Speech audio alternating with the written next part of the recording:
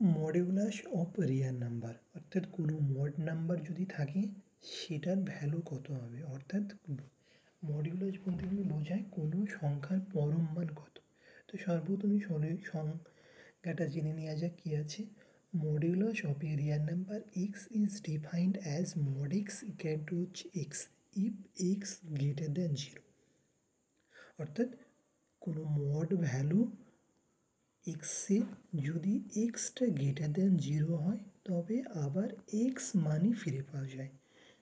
Second কি বলা হয়েছে, যদি এক্সের ভ্যালু লেস দ্যান 0 তাহলে সেই মড এক্সের ভ্যালু কী হয়ে যাবে, একটা নেগেটিভ চলে আসবে অর্থাৎ -x যদি এক্সের ভ্যালু লেস দ্যান 0 হয়।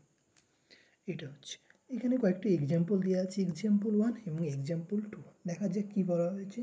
এক্সাম্পল 1-এ বলা হয়েছে -10 সমান হচ্ছে কী পাওয়া যায়, যদি এক্সের ভ্যালু লেস দ্যান 0 হয় তাহলে একটা সংখ্যার জন্য মাইনাস পাওয়া যায় আর এক্সের ভ্যালু হচ্ছে -10, তাহলে এটার ভ্যালু কত পাওয়া গিয়েছে 10।